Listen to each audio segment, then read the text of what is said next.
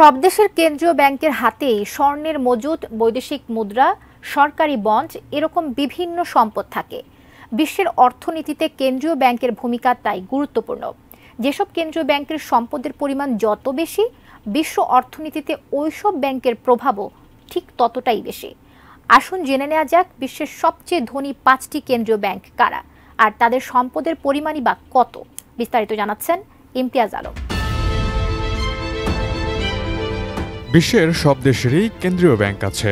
একটি দেশের কেন্দ্রীয় ব্যাংকের মূল কাজ হচ্ছে রাষ্ট্রের হয়ে মুদ্রা সরবরাহ ও সুদের হার ব্যবস্থাপনা করা। এছাড়া মূল্যস্ফীতি নিয়ন্ত্রণও কেন্দ্রীয় ব্যাংকের অন্যতম কাজ।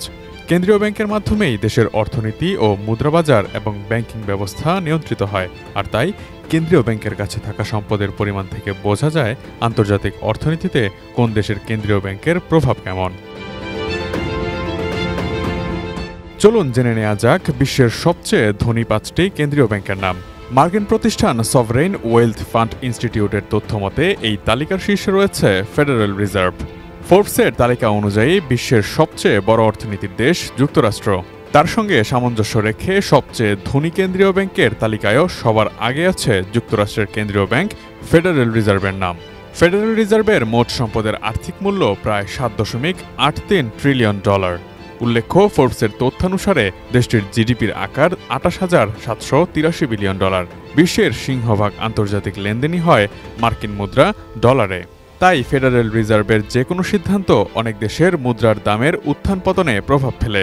একই সাথে বিশ্বের সবচেয়ে প্রভাবশালী কেন্দ্রীয় ব্যাংকও এটি। Bank of Japan. ফোর্বসের র্যাঙ্কিং অনুসারে বিশ্বের চতুর্থ বৃহত্তম অর্থনীতি জাপান। দেশটির জিডিপির আকার $4,112 বিলিয়ন। বৃহৎ অর্থনীতির দেশটির কেন্দ্রীয় ব্যাংক অর্থাৎ ব্যাংক অব জাপানের মোট সম্পদের পরিমাণ প্রায় $5.5 ট্রিলিয়ন। ব্যাংক অব জাপান প্রতিষ্ঠিত হয় 1882 সালে। প্রতিষ্ঠানটি ইচ্ছে করেই কৃত্রিমভাবে মার্কিন ডলার ও ইউরোর বিপরীতে নিজেদের মুদ্রার মান কমিয়ে রাখে। বিশ্বমানের Thermex rod, Salam steel Thermex, দেশের একমাত্র Thermex rod. People's bank of China. বিশ্বের দ্বিতীয় বৃহত্তম অর্থনীতি চীনের কেন্দ্রীয় ব্যাংক সম্পদের দিক থেকে শীর্ষ ব্যাংকগুলোর তালিকায় তৃতীয় অবস্থানে আছে। ফোর্বসের তথ্যানুসারে দেশটির জিডিপির আকার $18,536 বিলিয়ন। আর পিপলস ব্যাংক অব চায়নার মোট সম্পদের পরিমাণ প্রায় $5.14 ট্রিলিয়ন।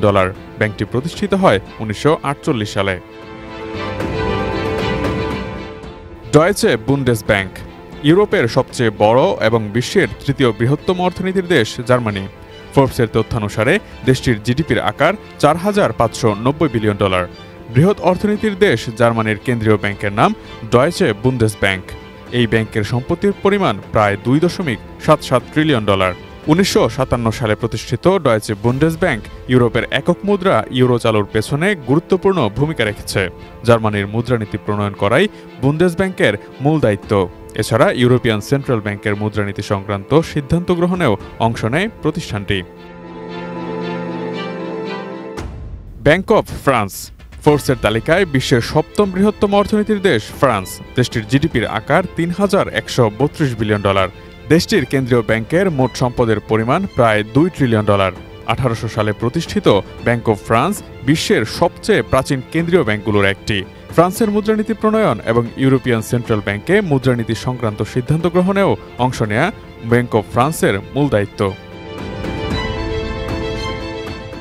সব মিলিয়ে এই তালিকায় সুইস ব্যাংকের অবস্থান 10ম এবং ভারতের কেন্দ্রীয় ব্যাংক রিজার্ভ ব্যাংক অব ইন্ডিয়ার অবস্থান 12তম।